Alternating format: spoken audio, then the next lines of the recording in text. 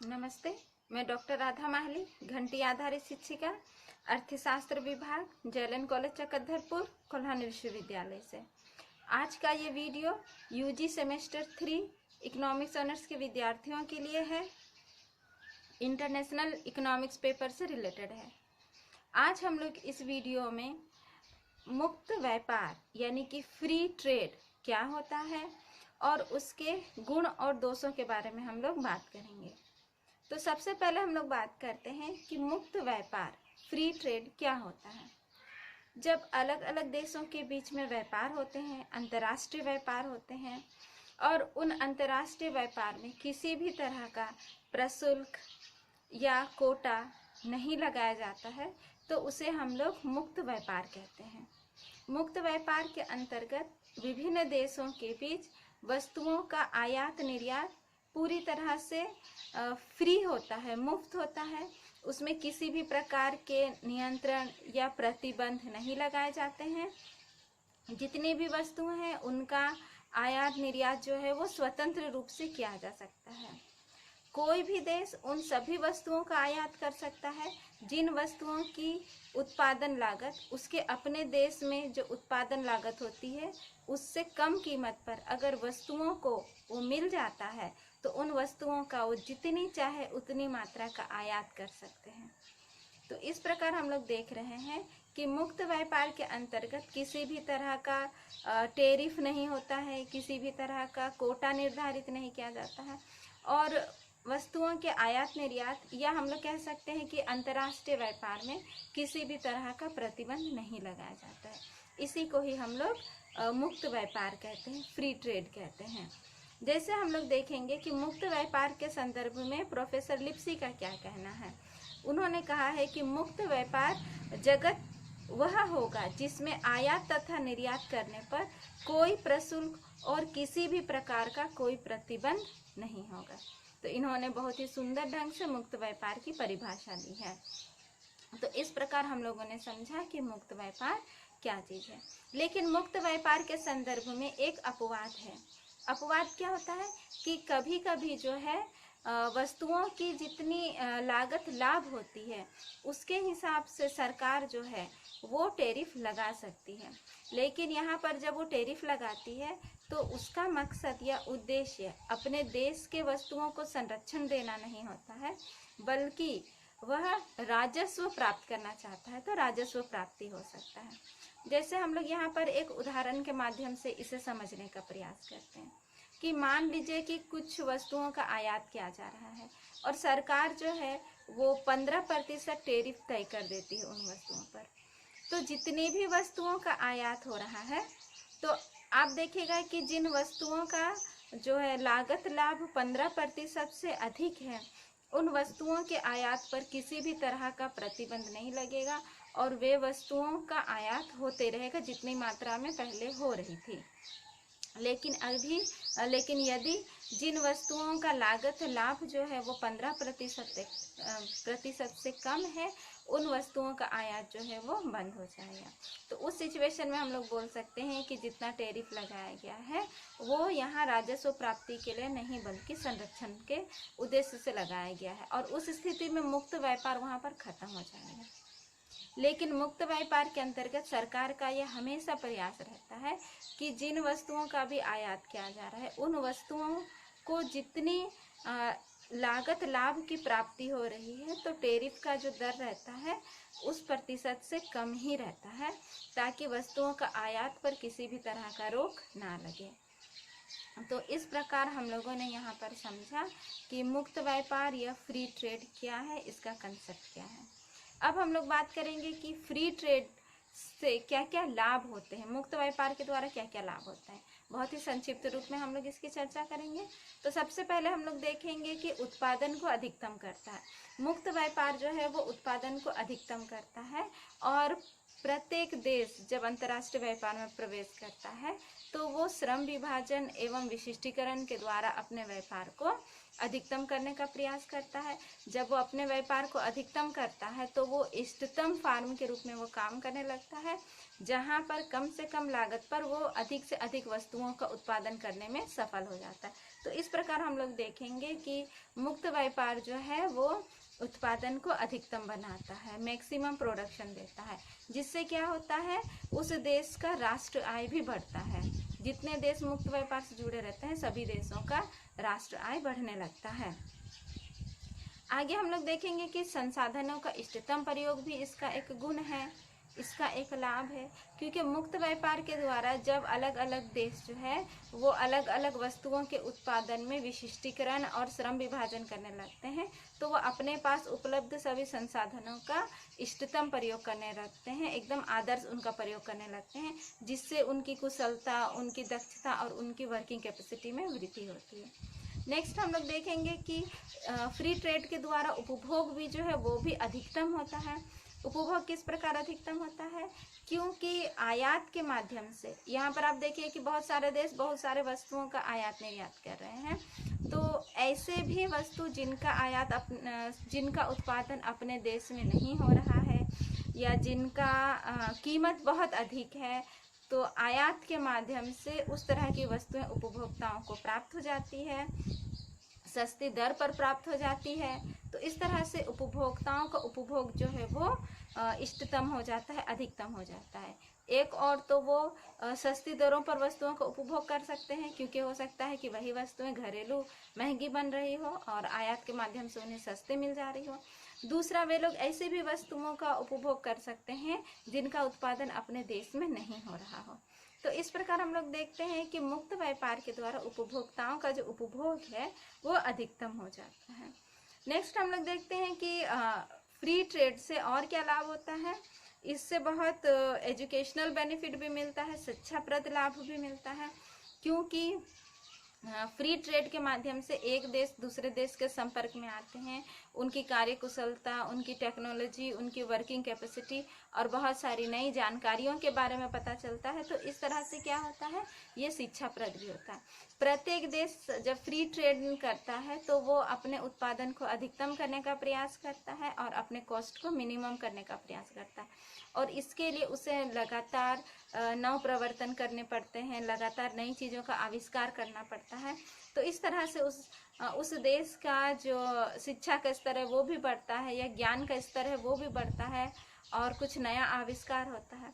तो इस तरह से फ्री ट्रेड जो है वो बहुत ही शिक्षाप्रद होता है और लोगों को बहुत देशों को खुद को डेवलप करने का ये एक मौका देता है।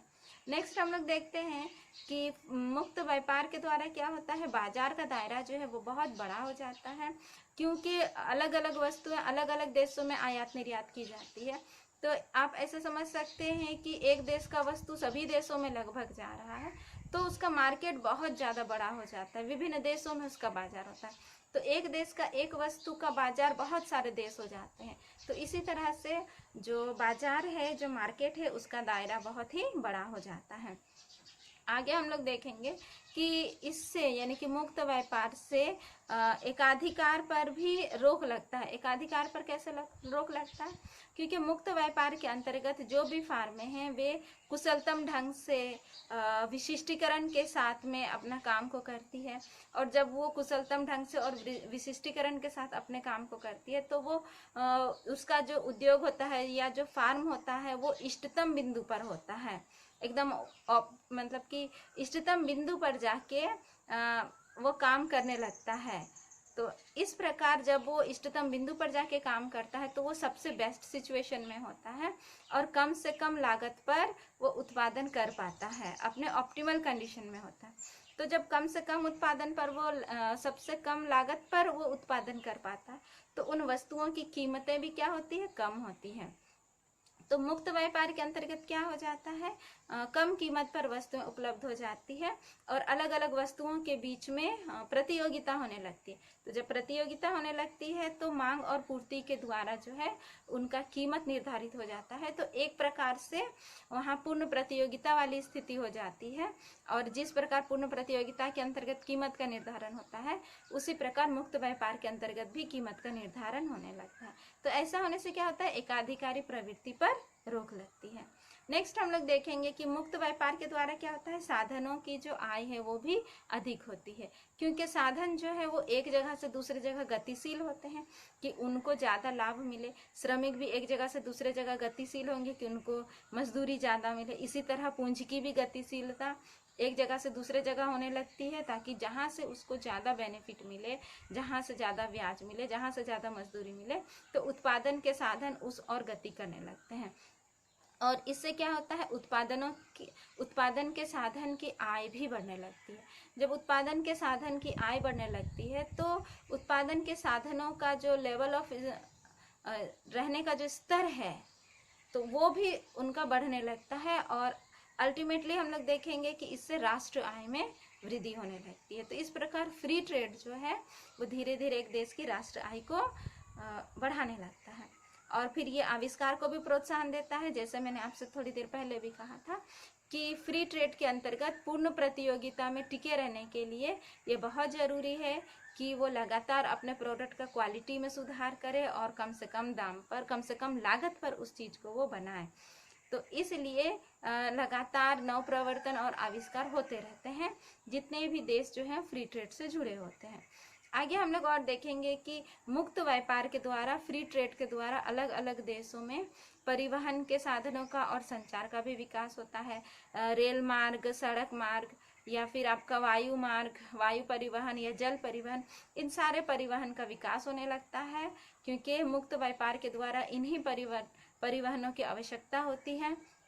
खासकर तो जल मार्ग के द्वारा, रेल मार्ग के द्वारा अधिक हमारा अंतर्राष्ट्रीय व्यापार हो रहा है। अभी तो वायु मार्ग से भी हो रहा है, तो इनका भी विकास होने लगता है। और जब इनका विकास होता है तो एक देश का जो इंफ्रास्ट्रक्चर है, उसकी आंतरिक संरचना है, उसमें भी विकास होने लगता है। नेक्स्ट हम लोग देखते हैं कि इससे अंतर्राष्ट्रीय सहयोग को बढ़ावा मिलता है क्योंकि मुक्त व्यापार के द्वारा अलग अलग देश एक दूसरे के कांटेक्ट में रहते हैं, वो लोग आपस में व्यापार से संबंधित समझौता करते हैं।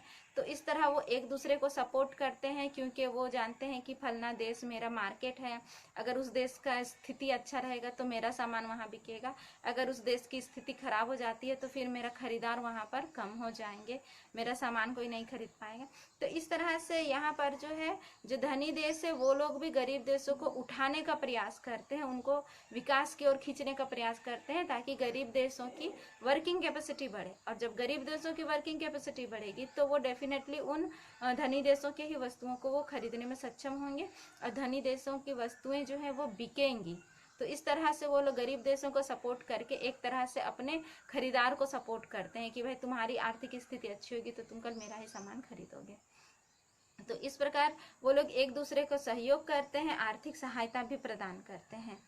आगे हम लोग देखेंगे कि फ्री ट्रेड जो है वो आर्थिक विकास में एक महत्वपूर्ण भूमिका निभाती है क्योंकि आर्थिक विकास के लिए जितने भी कच्चे माल, पूंजी या तकनीक की ज़रूरत पड़ती है तो ये सब फ्री ट्रेड के द्वारा इजीली अवेलेबल हो जाता है और एक देश से दूसरे देश में ये गति करता है और इस तरह से ये आर्थिक विकास को ये बढ़ावा देता है, जिससे क्या होता है, ज्ञान, कुशलता और दक्षता में भी वृद्धि होती है और इस तरह आर्थिक विकास को सफल बनाने में मुक्त व्यापार बहुत अच्छी भूमिका निभाता है।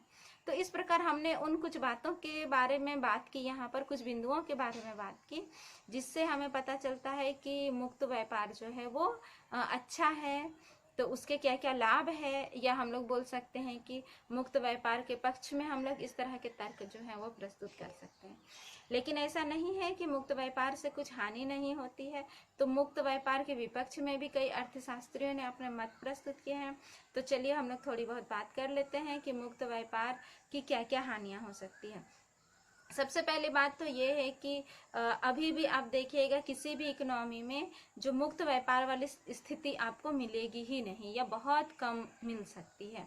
अधिकतर देश क्या होते हैं, अधिकतर देश जो है वो लोग संरक्षण की नीति को अप्लाई करते हैं, प्रतिबंध लगाते हैं, टैरिफ लगाते हैं। तो इस तरह से कुछ न कुछ रूप में वो लोग मुक्त व्यापार के रास्ते में वो लोग बाधा क्रिएट करते हैं।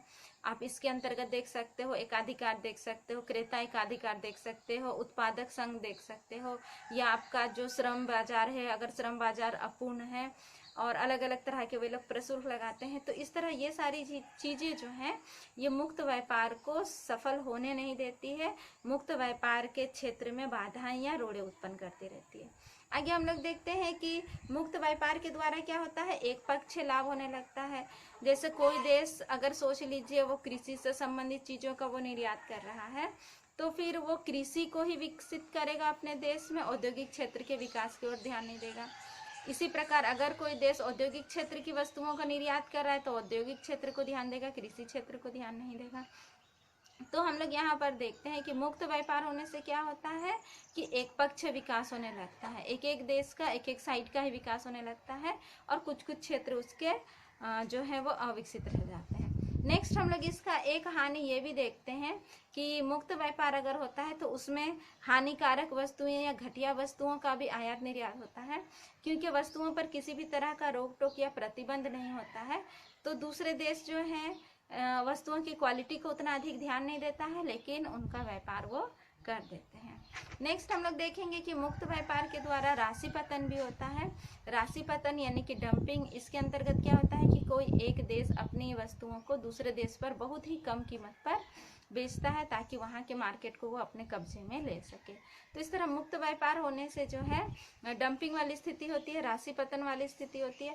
और अगर कोई दूसरा देश किसी देश में बहुत अधिक वस्तुओं को जाके निर्यात कर देता है और जाके वहाँ पर डंप कर देता है, तो जिस देश में उसने डंप किया उस देश के उद्योग धंधे जो हैं वो नष्ट होने के कगार पर आ जाते हैं, मरने के कगार पर आ जाते हैं।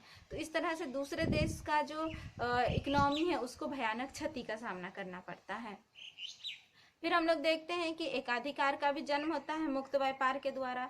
बहुत सारे ऐसे संस्था या संघ विकसित हो जाते हैं जो आपस में जुट के एक विशेष प्रकार का एकाधिकार डेवलप कर लेते हैं। और एकाधिकार के अंतर्गत आप ये भी देख सकते हैं कि अलग अलग देश जो है वो संरक्षण की नीति अपनाती है, तो संरक्षण का नीति भी आगे चल के एकाधिकार का ही रूप ले लेता है। फिर हम लोग यहाँ देखते हैं कि मुक्त व्यापार के लिए अलग अलग देश जो है वो दूसरे देशों का शोषण भी करता है, उपनिवेशों की स्थापना करती है कि वहाँ पर वो अपने सामानों को वो बेच सके। इसी प्रकार हम लोग देखेंगे कि आप बोल सकते हैं कि मुक्त व्यापार भी दूसरे देशों को का शोषण करने में एक महत्वपूर्ण भूमिका निभा रही है और उपनिवेश बनाने में भी ये महत्वपूर्ण भूमिका निभा रही है। फिर आर्थिक निर्भरता भी इसका एक माइनस पॉइंट है। अगर मुक्त व्यापार होता रहेगा तो एक देश दूसरे देश पर आर्थिक रूप से निर्भर हो जाएगा, कच्चे माल के लिए निर्भर हो जाएगा, वस्तुओं के आयात के लिए निर्भर हो जाएगा। अगर वो देश उनको निर्यात नहीं करता है तो वो कुछ नहीं कर पाएगा। तो इस तरह से आर्थिक निर्भरता का भी जन्म हो जाता है। नेक्स्ट जो मुक्त व्यापार की सबसे बड़ी खराबी है वो है व्यापार चक्र। मुक्त व्यापार के द्वारा जो है व्यापार चक्र उत्पन्न होता है, और अगर एक देश में मंदी छाई रहती है तो उस मंदी का असर जो है वो दूसरे देशों में भी चला जाता है, वो अपने लपेटे में दूसरे देशों को भी ले लेता है। तो और मुक्त व्यापार के अंतर्गत जब व्यापार चक्र प्रॉब्लम क्रिएट करते हैं, मंदी वाली स्थिति आती है, तो एक उद्योग के साथ साथ मंदी का प्रभाव जो है वो दूसरे उद्योगों में भी फैलने लगता है, और इस तरह अलग अलग देशों की संपूर्ण अर्थव्यवस्था में फैल जाता है और लगभग सभी देशों की स्थिति को डामाडोल कर देती है। तो इस प्रकार हम लोगों ने आज के इस वीडियो में चर्चा की कि मुक्त व्यापार यानी कि फ्री ट्रेड क्या है और फ्री ट्रेड के क्या क्या लाभ हैं और क्या क्या इसकी हानियां भी हैं। वो कौन कौन सी चीज़ें हैं जो फ्री ट्रेड के पक्ष में हैं और वो कौन कौन सी चीज़ें हैं जो फ्री ट्रेड यानी कि मुक्त व्यापार के विपक्ष में हैं। तो आज के लिए इतना ही, अगले वीडियो में मैं फिर आऊँगी, तब तक के लिए धन्यवाद।